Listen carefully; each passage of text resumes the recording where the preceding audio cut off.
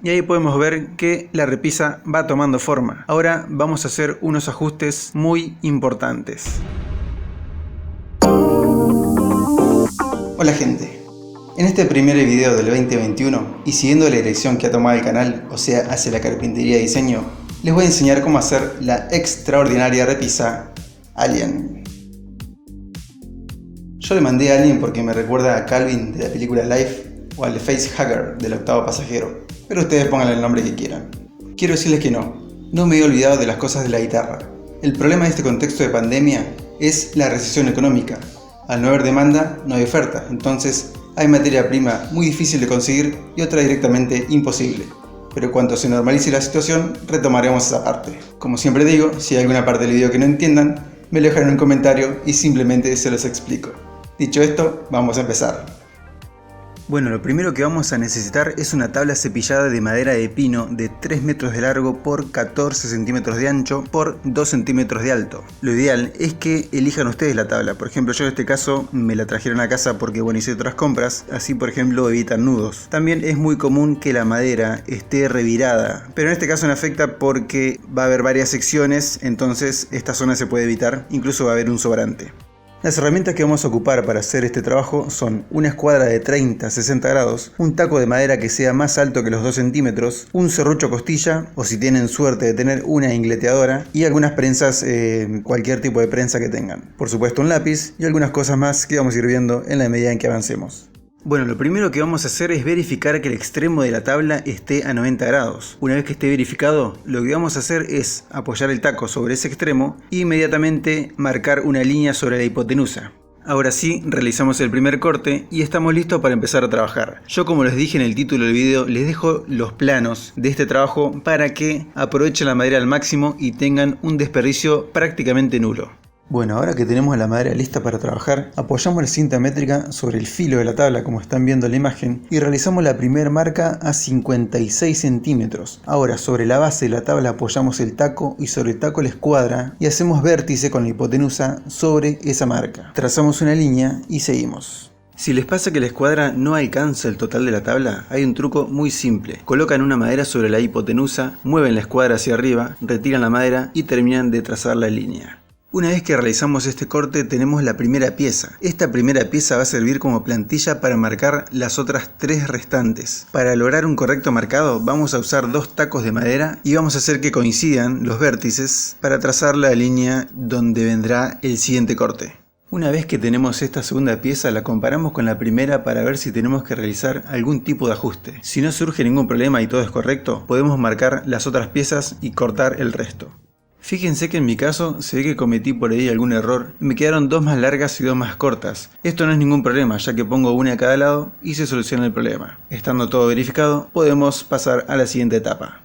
Si siguieron todo al pie de la letra, en esta instancia le queda un remanente que tiene un ángulo de 60 grados. Ahora vamos a trazar un ángulo de 45 grados. Yo en mi caso, como están viendo, una pequeña falla en la madera, así que la voy a esquivar, pero si no ustedes van a hacer vértice y van a trazar una línea ahí que les va a determinar un ángulo de 45 grados. Una vez que realizamos este corte, nos queda la tabla lista para la siguiente etapa. Ubicamos la cinta métrica sobre el filo de la tabla y vamos a hacer una marca a los 40 centímetros. Sobre esa marca, con la escuadra a 45 grados, pero esta vez en dirección opuesta, y marcamos una línea. Una vez marcada la línea, realizamos el corte y nos queda una nueva plantilla para duplicar otra pieza. De esta pieza vamos a ocupar solamente 2. Una vez que tenemos las 2 piezas cortadas, las vamos a comparar entre sí. Es muy importante que estas piezas sean iguales. Primero, que tengan 90 grados, porque es lo que va a determinar el ángulo de la esquina en donde vamos a colocar la repisa. Y segundo, tienen que ser iguales, porque si no, las caras de los laterales no van a quedar como corresponde.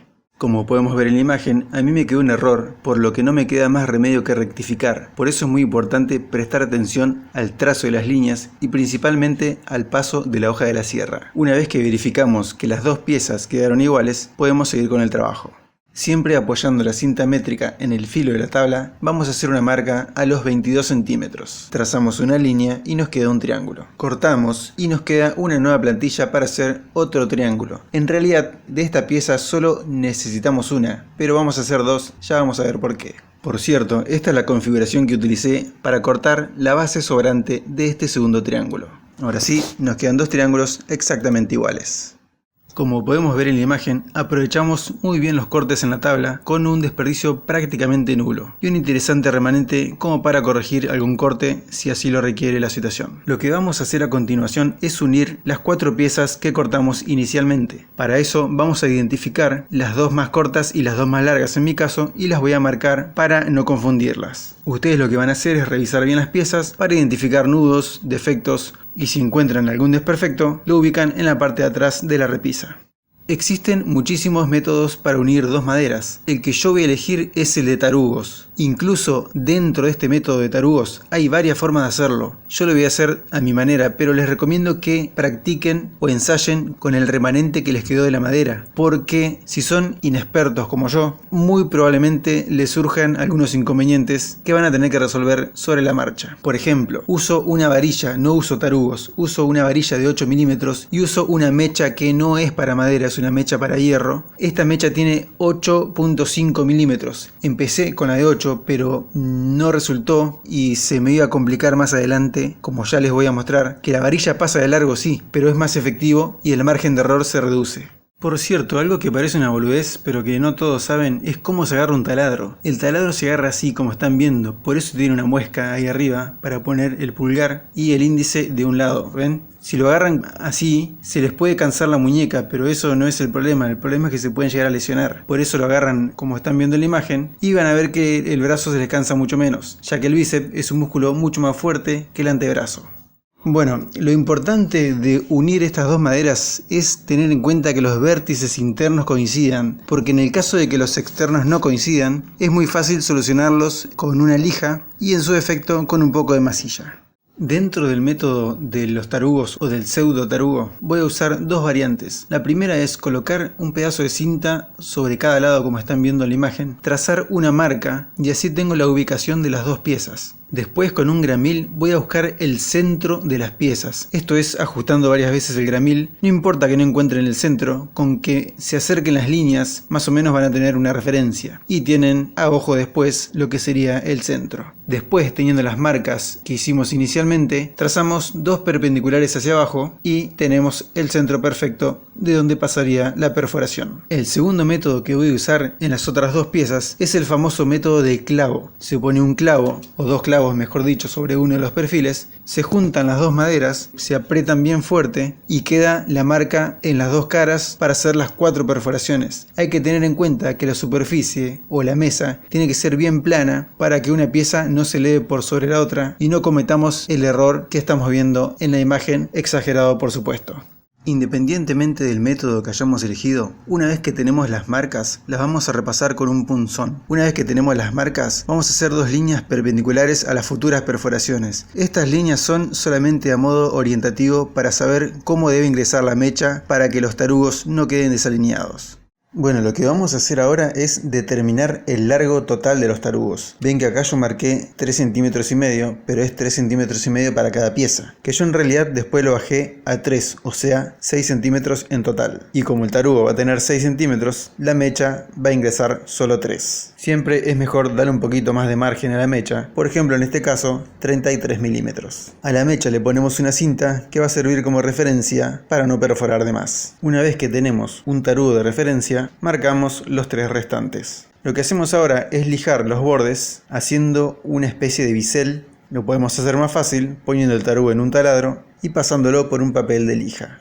Para realizar las perforaciones voy a usar el famoso método del péndulo. El objetivo consiste en que la llave, o lo que sea que usemos, se mantenga en el centro de la mecha para evitar una elevación o una caída en la perforación. De más está decir que la superficie en la que trabajemos tiene que estar nivelada, si no la perforación sería errónea. Las marcas de referencia que hicimos son para orientar el ingreso de la mecha. Usando la cinta de tope como referencia, nos detenemos cuando la misma toque la madera. Como vemos en esta imagen, voy a tener un error muy dificultoso que resolver más adelante, ya que un agujero quedó más arriba que el otro, y eso va a hacer que un tarugo no ingrese. Tal vez es buena idea o buena sugerencia revisar con una escuadra que las marcas sean correlativas. En realidad, esto no representa un inconveniente, ya que el adhesivo va a rellenar ese espacio. Mejor aún sería usar adhesivo poliuretánico, ya que se expande. De todos modos, los estantes de la repisa van a reforzar la estructura, así que no va a haber problemas de construcción.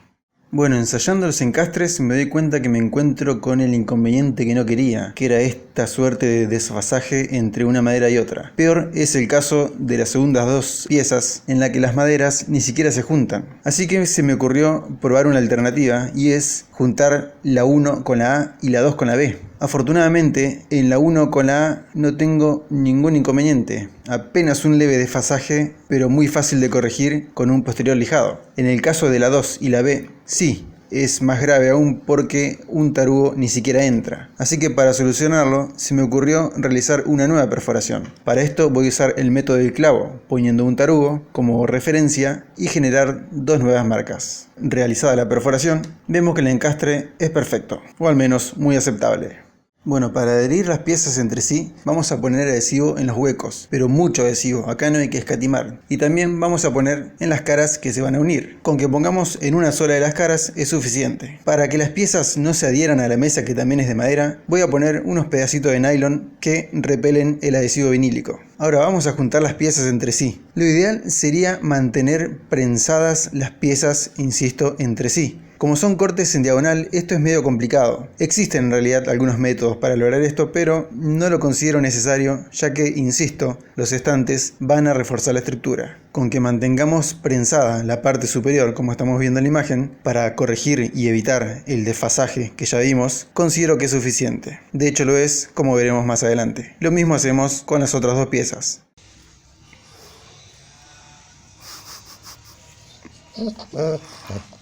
Bueno, llegamos a la última y más importante parte del video, que es armar la estructura. Es muy importante que las piezas más grandes estén a 90 grados. Esto lo podemos comprobar, por ejemplo, con el marco de una ventana. Y también controlamos, por supuesto, el triángulo más chico. Fíjense que acá claramente hay un error, porque si tenemos ángulos de 30 grados y de 60 grados, esta parte no debería tener luz. Es una curiosidad nada más, no afecta nada a la estructura. Siguiendo los planos que les dejé, vamos a marcar en dónde se van a ubicar los estantes principales. Para esto vamos a posicionar las estructuras como están viendo en la mesa, y con una escuadra vamos a marcar este vértice que están viendo ahí con una línea vertical. ¿Por qué no usamos el perfil? Porque bueno, como acabamos de ver, teníamos un error en la medición de ángulos, así que esto nos va a dar una lectura errónea. Luego de esas marcas iniciales, marcamos con lápiz lo que sería el ancho de los estantes. Fíjense que acá hay otro error, las líneas no coinciden, porque se acuerdan que nosotros en realidad íbamos a unir el A con el B y el 1 con el 2. Bueno, esto quiere decir que es imprescindible que las cuatro piezas sean exactamente iguales. Recuerden que estamos haciendo esta marca sobre la arista vertical.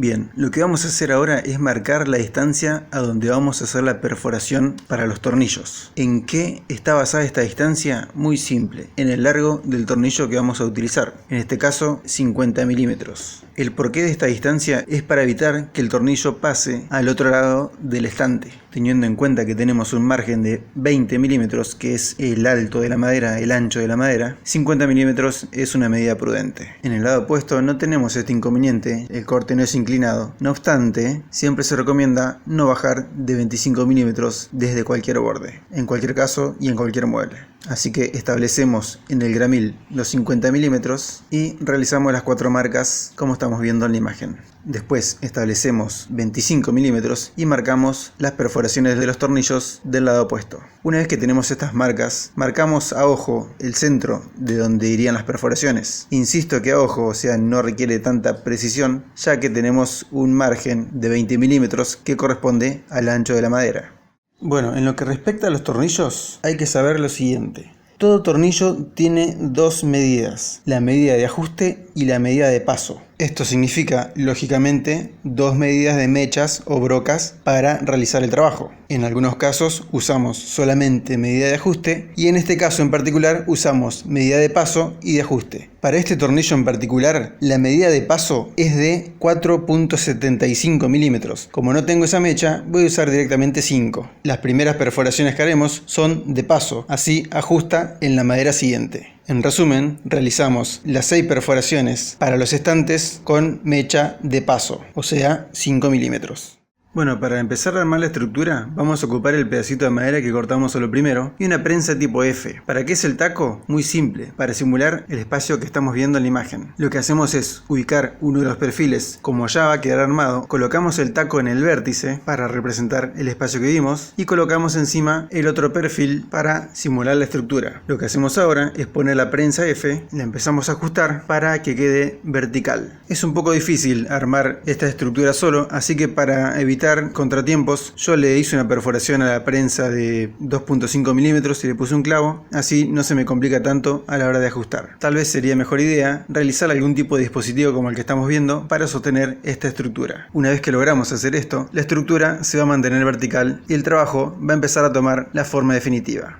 Bien, lo que vamos a hacer ahora es tratar de lograr que las estructuras estén a 90 grados, por ejemplo, poniendo algún pedacito de madera debajo de la prensa. Esto en realidad es solo un aproximado o un orientativo, ya que lo que va a determinar este ángulo son los estantes. Esto es simplemente para poder trabajar más cómodo. Una vez que logramos aproximar a 90 grados, hacemos coincidir los vértices de las dos estructuras. Lo que vamos a hacer ahora es apoyar los estantes como estamos viendo en la imagen. Y ahí podemos ver que la repisa va tomando forma. Ahora vamos a hacer unos ajustes muy importantes. Veamos la distancia que tenemos acá y veamos la distancia que tenemos acá. ¿Ven que son distintas? ¿Qué significa esto? Que tenemos que inclinar la estructura vertical, o sea, empujar esta parte hacia abajo. Entonces disminuye esa altura y aumenta en aquel lado. ¿Ven? Una vez que logramos que las dos marcas estén al mismo nivel, vamos a hacer lo mismo con la base. O sea, empujamos esta parte para que esta otra parte se iguale. ¿Se entiende? Luego de realizar esta corrección, vamos a ver que la prensa queda en el aire, lógicamente porque la movimos del lugar. Lo que vamos a hacer ahora es asegurarnos de que esté tocando el suelo, pero sin mover la estructura vertical. Así todo se mantiene en su lugar. Ajustamos un poco más para que no se mueva. Vemos que las marcas están en su lugar correcto y continuamos. Usando los agujeros como referencia, vamos a trazar una línea muy tenue para que sea más fácil de borrar cuando lijemos. Esa línea de referencia va a servir para centrar los estantes. Una vez que centramos los estantes, con un punzón vamos a marcar la perforación del tornillo que va a sostener el estante. Esta perforación la vamos a hacer con una mecha de 3 milímetros. En este caso no va a ser necesario colocar una cinta en la mecha, ya que el mandril va a funcionar como tope. Una vez que tenemos la perforación del estante, colocamos el primer tornillo de toda la estructura. No lo ajustamos demasiado. Una vez colocado el primer tornillo, el estante solo tiene un posible movimiento y es centrarse con la otra línea de referencia para realizar una nueva marca y colocar el segundo tornillo.